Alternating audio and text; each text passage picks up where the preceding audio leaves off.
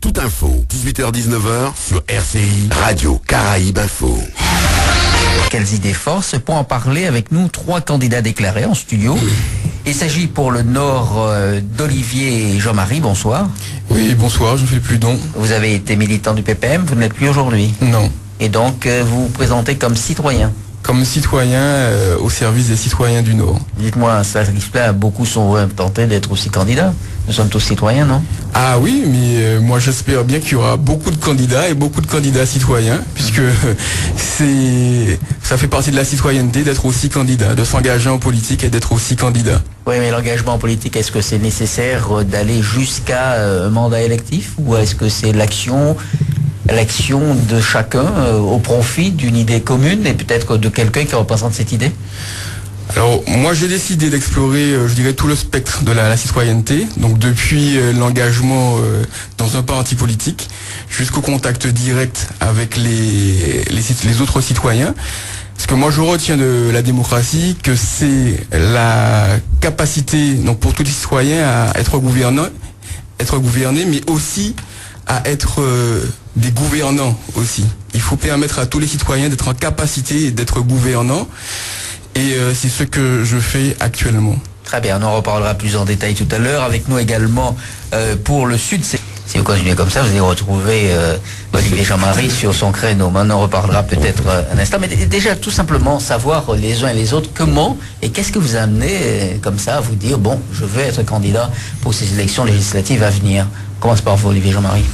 Alors, écoutez, moi j'ai 41 ans et j'ai commencé, je dirais moi, mon engagement politique donc pour la collectivité dans les années 90 au sein d'associations d'étudiants dans l'Hexagone.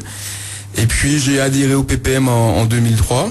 Et aujourd'hui, après beaucoup de réflexions, beaucoup d'expériences militantes, je pense que les partis politiques ne sont pas les meilleurs outils pour aller rencontrer les citoyens martiniquais. C'est aussi valable dans d'autres démocraties, dans d'autres lieux.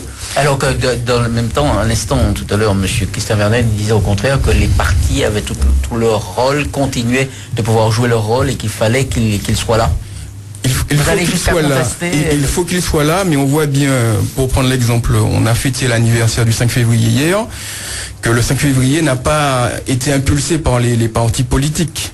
Donc ce sont des citoyens qui ont été encadrés par des syndicalistes et des mouvements donc syndicaux qui ont généré ce mouvement social. Donc aujourd'hui, les partis politiques doivent partager, je dirais, l'organisation de la société avec des mouvements citoyens, des énergies citoyennes. Et on a changé de monde aujourd'hui. On a changé de monde. On n'est plus dans le monde où le parti était tout puissant, où il sélectionnait les gouvernants, il établissait les programmes. Aujourd'hui, on est dans une phase où on doit partager le pouvoir. Donc avec les citoyens. Voilà. Exactement. Et lorsque vous dites que vous êtes porté par des citoyens, il faut l'entendre comme ça, vous êtes citoyen vous-même, mais est-ce qu'il y a un groupe de citoyens qui vous soutient et qui vous porte? Est-ce que c'est perçu comme ça chez vous? Moi, je perçois qu'il y a une demande pour un engagement politique différent de l'engagement politique traditionnel, qui soit plus proche, plus à l'écoute, et aussi plus ouvert et qui mobilise plus de contributions des citoyens donc à la chose publique. Donc c'est ce constat-là qui vous a amené. C'est ce constat-là et je vais l'illustrer très très concrètement. Je prends l'exemple de la collectivité unique.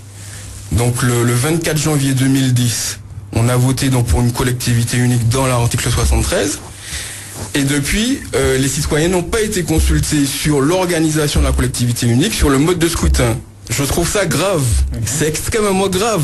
Et je ressens beaucoup de frustration dans la population sur ces éléments-là. On aurait pu organiser des consultations avec les outils Internet qui existent aujourd'hui.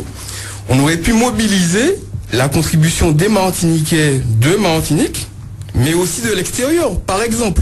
De l'extérieur, oui, des Antillais qui sont des Martiniquais singulièrement qui résident en France, aux États-Unis, en Chine, dans le monde. La question du mode de scrutin notamment, ça avait été quand même évoqué lors des débats. Il y a eu beaucoup de discussions autour de ça. Oui, il y a eu des débats entre élus. Et aujourd'hui, en fait, ce sont des débats. Donc la décision de l'organisation de la collectivité avec un conseil et une assemblée, en fait, compte. La décision donc de choisir le mode de scrutin, ça n'a pas fait l'objet de consultation. Moi, j'aurais aimé que les citoyens martiniquais donnent leur avis sur un mode de gestion. Pardonnez-moi, lorsque vous dites ça, vous ne mettez pas en cause comment dirais-je, nos élus directement, parce qu'il me semble que c'est au niveau du texte de loi qui a été retenu. Il ne s'agit pas de mettre en cause les élus. Ouais. Il s'agit de proposer une autre méthode pour inclure les citoyens et mobiliser leurs contributions à des décisions qui les concernent au quotidien. Sauf que la décision, ce à quoi je veux arriver, c'est que la décision a été prise, c'est un gouvernement qui a proposé un texte, qui a été soumis au Parlement, qui l'a adopté. Oui. Très bien. Très bien. Donc il appartiendrait donc au gouvernement de considérer qu'il faille sur cette question-là aussi interroger les élus par la voie d'une consultation référendaire. J'irai plus loin. Il appartient aux citoyens martiniquais. Il appartient aux citoyens martiniquais de se mobiliser et de dire attention, on doit faire autrement. Très bien. Je voulais donner la parole à Olivier et Jean-Marie. Alors parce que vous, dans votre cas, vous avez, c'est très très moderne, vous utilisez le système informatique, les systèmes de l'internet pour communiquer. Vous communiquez beaucoup par le net. C'est une manière, en ce qui concerne la manière de faire campagne ou d'aller près des citoyens de la circonscription dans laquelle vous êtes. C'est une nouvelle manière de faire. Comment et pourquoi? Oui, c'est un outil que je vais utiliser, que j'utilise déjà. Donc, j'ai un site internet qui est le www.oejm.net et une page Facebook et un espace donc d'interactivité avec des gens qui s'intéressent à la vie politique. Et je voulais revenir quand même sur un élément que vous avez évoqué. Vous dites le constat est fait par les autres. Moi, je pense qu'on n'a pas assez fait le constat. On n'a pas assez fait le constat parce que quand vous savez que au prêcheur, vous avez 70% des jeunes de 15-24 ans qui sont au chômage, quand c'est 69% des 15-24 ans au Marigot, d'accord, quant à Sainte-Marie, toute population confondue, c'est 40% de personnes qui sont au chômage. Je pense que j'ai découvert ces chiffres-là en allant les chercher donc à l'INSEE. C'est révoltant, 40% de chômage, quoi. Donc on n'a pas assez fait le constat. Quand on constate que dans le Nord, 20% de la population du Nord est en situation d'illettrisme. Donc une terre qui a vu naître Aimé Césaire, Édouard Glissant, Joby Bernabé, et qu'on accepte ça. Alors, pour moi, le constat n'est pas fait. Je ne suis pas sûr qu'on l'accepte parce qu'effectivement, sur ce point-là, il y a un certain nombre d'initiatives qui sont prises en matière de lutte contre l'illettrisme. La question est de savoir, est-ce que vous considérez que ce qui est fait aujourd'hui, c'est rien, ça ne sert à rien, et qu'il faut vraiment prendre les choses différemment, et qu'est-ce que vous proposez de Alors, là? moi, je pense que les hommes politiques ne sont pas des magiciens. D'accord? Ça n'existe pas. Les hommes providentiels n'existent pas ou n'existent plus. Alors quoi? Alors, moi je pense qu'il faut qu'on restaure l'autorité des citoyens et qu'on mobilise la contribution de tous les citoyens. C'est ensemble, en mobilisant donc tous les citoyens, la contribution de tous les citoyens, comme sur la collectivité unique, qu'on arrivera à trouver des solutions. Et est-ce que vous croyez que les gens du Nord, puisque moi je suis candidat sur la circonscription du Nord, ont attendu donc des hommes politiques pour pouvoir vivre et survivre jusqu'à maintenant?